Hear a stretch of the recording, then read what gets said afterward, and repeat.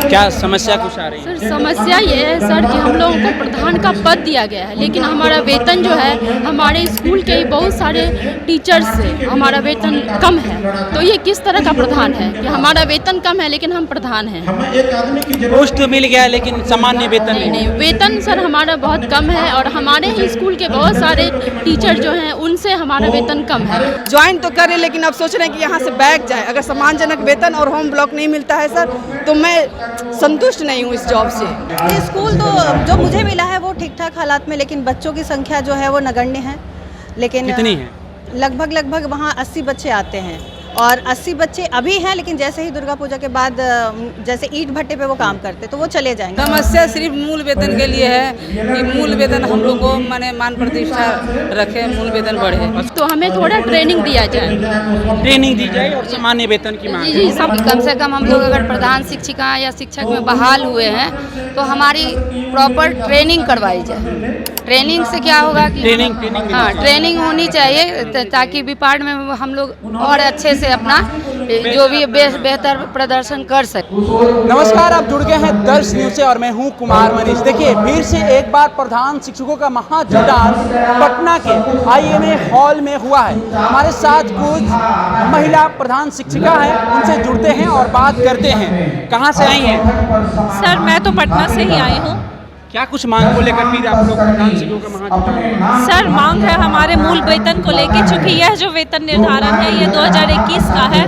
उस समय तक हमारा वेतन ही लगभग इतना पहुंच गया, तो इस पद पे आने के बाद भी अगर सेम ही मूल वेतन रहा तो ये इस पद की गरिमा को सुरक्षित नहीं रख पाएगा, क्योंकि हमारे जो कनीय होंगे उनका वेतन हमसे ज़्यादा होगा। आप लोग के हिसाब से कितना बढ़ना चाहिए? हमारे हिसाब से तो 44,000 होना चाहिए। और क्या समस्या आ रही है? और समस्या है सर कुछ महिलाओं का जो जिला बदल हो गई है वो अपने जिला आ जाए।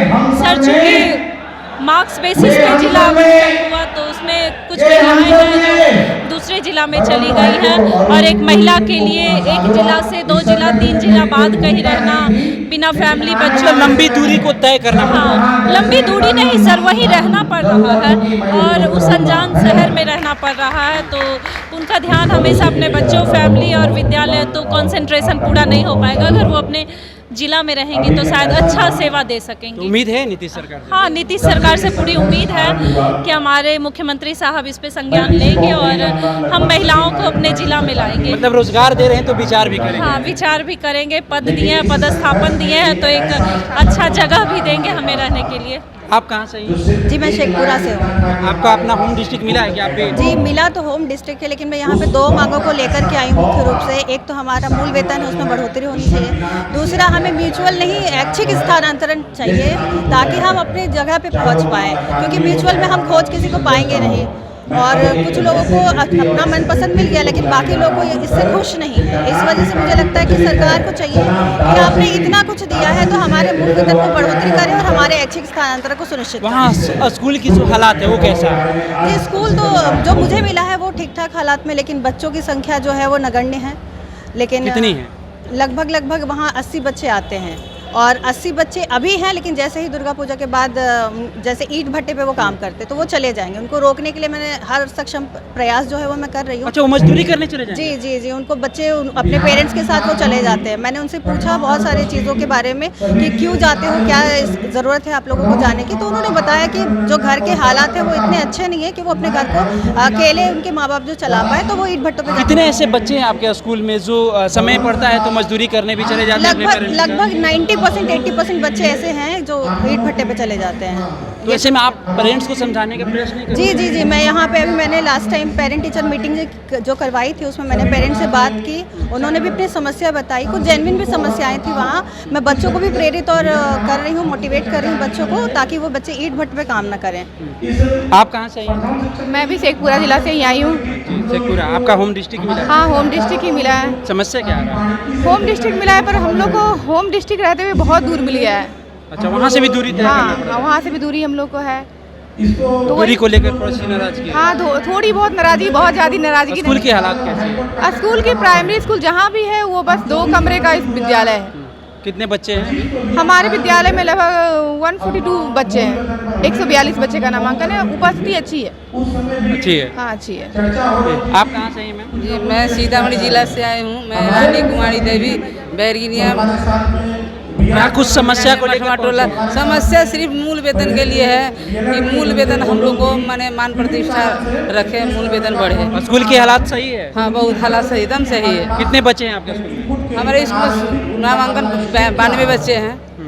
उपस्थिति भी 80-70 इस तरह रहती है। सामान्य वेतन की मांग? जी बस सामान्य वेतन की। आप कहाँ से हैं? मैं पटना से ही आई हूँ। मेरा नाम आरती हुआ। मैं पटना में ही पोस्टेड हूँ। जैसा कि माननीय मुख्यमंत्री ने हम लोग का मतलब बहुत सपोर्ट किया है, लेकिन मैं एक दो चीज़ पर ध्यान आकर्षित करना चाहती हूँ कि कम से कम हम लोग अगर प्रधान शिक्षिका या शिक्षक में बहाल हुए हैं तो हमारी प्रॉपर ट्रेनिंग करवाई जाए। ट्रेनिंग से क्या होगा कि ट्रेनिंग होनी चाहिए ताकि विपार्ट में हम लोग और अच्छे से अपना जो भी बेहतर प्रदर्शन कर सकें। दूसरा चीज़ है कि जो भी मतलब आपका बैंक से संबंधित ट्रांजैक्शन मतलब आपको ट्रांसफ़र करना है तो वो एक ब्लॉक लेवल पर मतलब बैंक के कर्मी आए और वो एक जगह अपना कैंप करके ट्रांसफ़र कराए तो ज़्यादा हम लोग को भी सुविधा होगा और मतलब ट्रांसफ़र में परेशानी नहीं होगी। तीसरी है कि अगर प्रभार से संबंधित भी कुछ परेशानी आ रही है तो ब्लॉक लेवल पर या जैसे भी प्रभार दिलवाना, बहुत जगह से प्रॉब्लम है तो उसको सुनिश्चित करें। लेकिन सबसे ज़्यादा हम बोलेंगे कि रिक्वेस्ट रहेगा कि सर मतलब हम लोग का ट्रेनिंग ज़रूर जितना जल्दी हो सके ट्रेनिंग करवाना सुनिश्चित करें। सरकार से उम्मीद है? सरकार से बहुत उम्मीद है। अभी तक हम लोग के लिए बहुत कुछ किए हैं। मोदी सरकार कैसा काम कर रही है? बहुत अच्छा काम कर रहे हैं। संतुष्ट हैं? हाँ मैं एकदम संतुष्ट है। बस समान वेतन और ट्रेनिंग को लेकर नहीं, मेरा मेनली है फोकस कि सर समान वेतन। देखिए वेतन तो सरकार समझ रही है कि जो भी है कन्या से बड़ी है वो भी जान रही है, वो करेंगे ही, लेकिन मेन फोकस है कि कम से कम हमारा प्रॉपर ढंग से ट्रेनिंग करवाया जाए। आप कहाँ से? पटना से। पटना से। आपको डिस्ट्रिक्ट मिला है?